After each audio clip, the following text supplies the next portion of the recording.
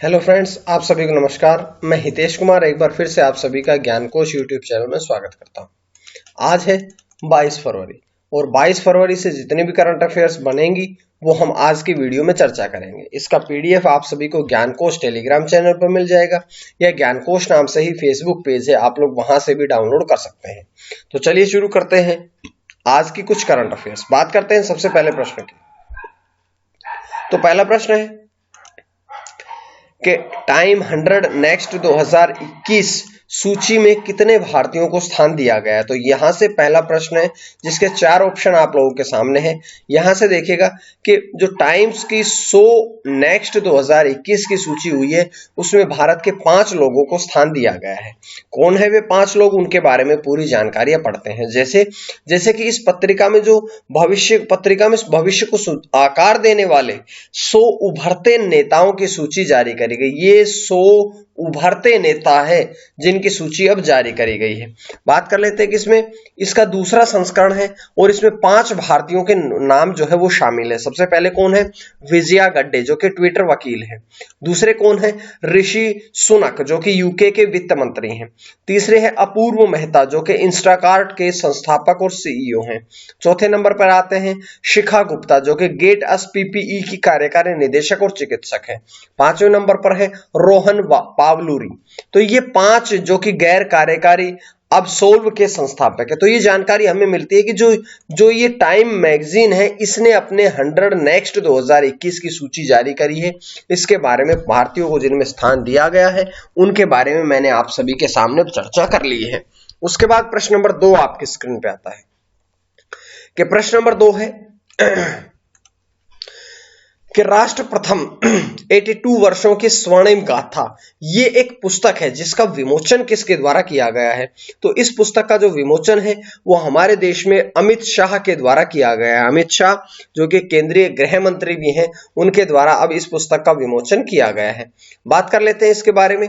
जैसे कि ये जो पुस्तक है इसका विमोचन दिल्ली में किया गया है और ये पुस्तक मुख्य रूप से 1939 में जो सीआरपीएफ की स्थापना हुई थी उसके पश्चात से देश के गौरवशाली इतिहास को बयां करती है ये पुस्तक। अब देखिएगा सीआरपीएफ की स्थापना के बारे में बताया गया, सीआरपीएफ के बारे में बताया गया, तो इसके बारे में भी थोड़ी बातें पढ़ते हैं। जैसे कि सीआरपीएफ की फुल फॉर्म क्या है। सीआरपीएफ की फुल फॉर्म है सेंट्रल रिजर्व पुलिस फोर्स। इसकी स्थापना 27 जुलाई 1939 में हुई थी। मुख्यालय नई दिल्ली में है और इसके महानिदेशक जो है वो है एपी माहेश्वरी।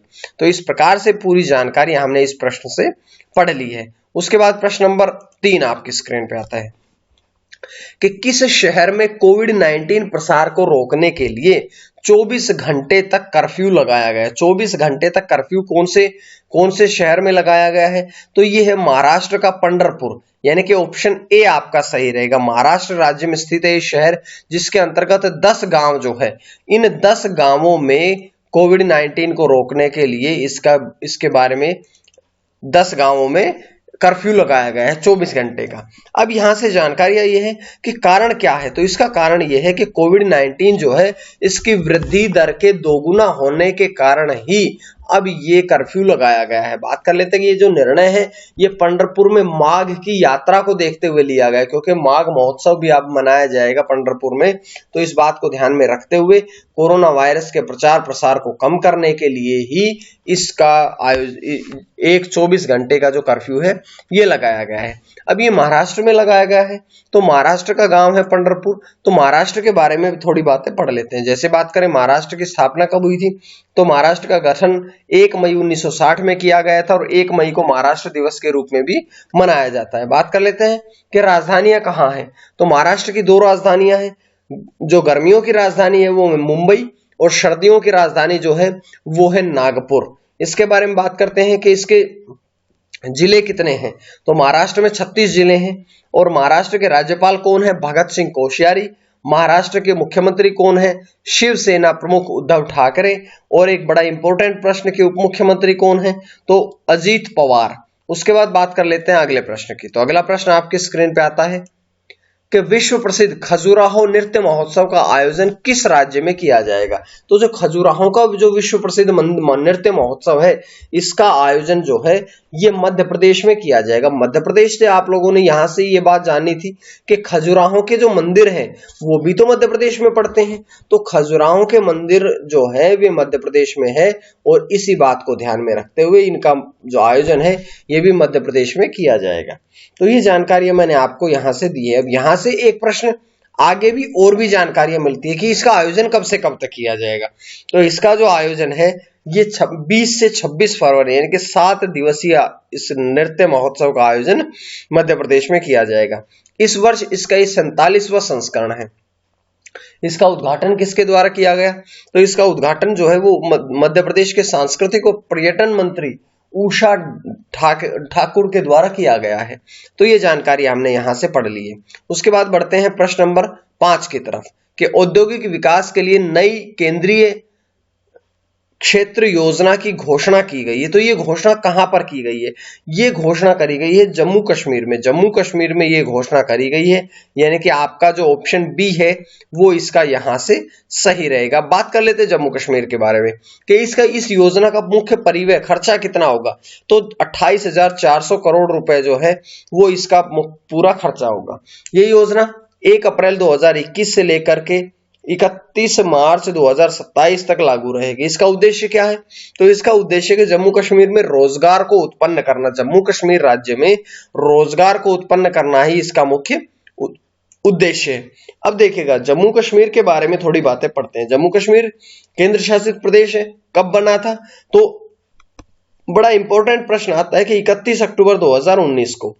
इसकी भी 2 राजधानियां हैं। मई से अक्टूबर तक श्रीनगर राजधानी होती है और नवंबर से अप्रैल तक जो राजधानी है वो जम्मू होती है। जम्मू कश्मीर में जिले कितने हैं? 20। जम्मू कश्मीर की जो उपराज्यपाल हैं वो हैं मनोज सिन्हा। पहले थे गिरीश चंद्र मुर्मू, जो थे वो पहले उपराज्यपाल थे, लेकिन अब हो गए हैं मनोज सिन्हा। तो इस प्रकार से पूरी जानकारी हमने इस प्रश्न से पढ़ ली है। अब हम बढ़ते हैं अगले प्रश्न की तरफ, बल्कि अगले प्रश्न नहीं बल्कि अब हम बढ़ते हैं आज के प्रश्न की तरफ। तो आज का प्रश्न जो है वो आपकी स्क्रीन पे ये है कि 82वीं सीनियर टेबल टेनिस चैंपियनशिप जो है वो किसने जीती है। 4 ऑप्शन आप लोगों के पास है, जो सटीक आंसर होगा वो आपने देना है। इसके पश्चात बढ़ते हैं कल का प्रश्न, पिछली वीडियो में जो आपसे प्रश्न पूछा गया था उसकी तरफ कि जियोग्री गखारिया ने इस्तीफा दिया, वे किस देश के प्रधानमंत्री है। तो आप सभी का एकदम सही जवाब आया, जॉर्जिया। अब आप आज के प्रश्न का भी जवाब लिख करके मुझे कमेंट करके बताइएगा। उसके पश्चात प्रश्न नंबर 6 की तरफ बढ़ते हैं। प्रश्न नंबर 6 है कि भारत यूरोपीय संघ व्यापार आर्थिक वार्ता का आयोजन किया गया। इसमें लेकिन भारत का प्रतिनिधित्व किसने किया? तो भारत का जो प्रतिनिधित्व किया है वो किया है तरुण बजाज ने, यानी कि ऑप्शन डी जो है वो आपका यहां से सही रहेगा। इसके बारे में पढ़ते हैं। जैसे कि बात करते हैं कि ये इसका प्रतिनिधित्व जो है तरुण बजाज ने किया। तरुण बजाज जो है वे आर्थिक मामलों के वर्तमान में सचिव है, जिनके द्वारा इसका प्रतिनिधित्व भारत का किया गया है।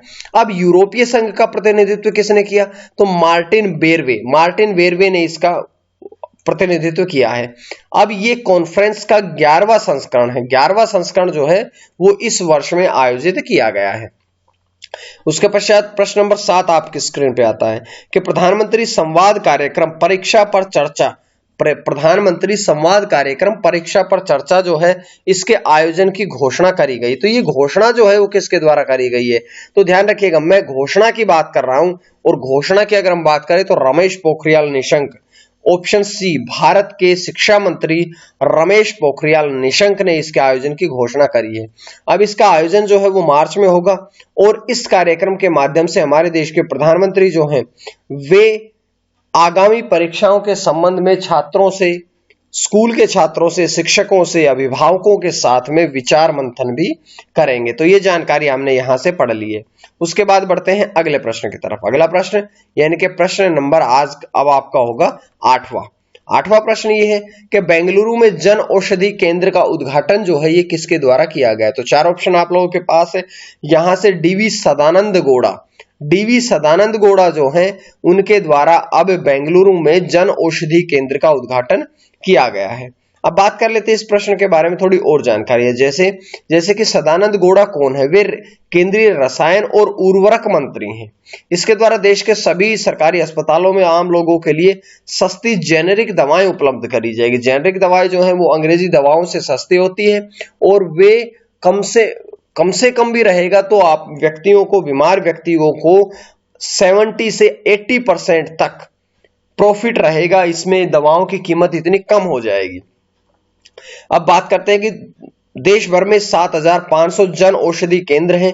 अकेले कर्नाटक में सर्वाधिक 850 जेनेरिक दवाओं की दुकान है, यानी कि जन औषधि केंद्र हैं।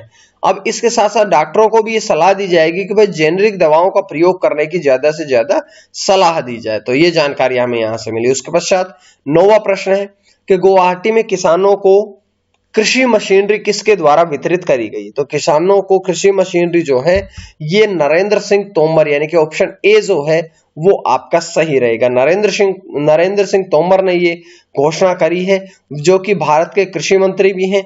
और इसका उद्देश्य है कि किसानों को आत्मनिर्भर बनाना। किसान आत्मनिर्भर होंगे तो उनकी फसल में अच्छी इनकम होगी, उनकी पैदावार बढ़ेगी। तो ये जानकारी यहां से थी। उसके पश्चात आज का अंतिम प्रश्न आपकी स्क्रीन पे आता है कि किस शहर में रात्रि कर्फ्यू का ऐलान किया गया है? तो ये ऐसा शहर है पुणे।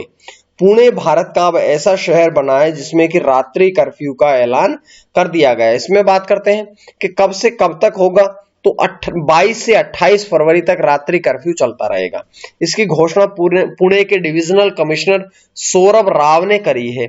ये कर्फ्यू 11 बजे से लेकर के सुबह 6 बजे तक ये कर्फ्यू लगा रहेगा। तो ये जानकारी हमने यहां से पढ़ ली है। उसके पश्चात बात करते हैं कि आज के लिए इतना ही। उम्मीद है आपको वीडियो पसंद आ रही होगी, और अगर वीडियो पसंद आ रही है तो आप लोग ज्ञानकोश यूट्यूब चैनल को सब्सक्राइब कर लीजिएगा, ताकि आपको डेली इसी प्रकार से वीडियोस मिलती रहे। आज के लिए धन्यवाद। मां सरस्वती की कृपा आप सभी पर बनी रहे। धन्यवाद।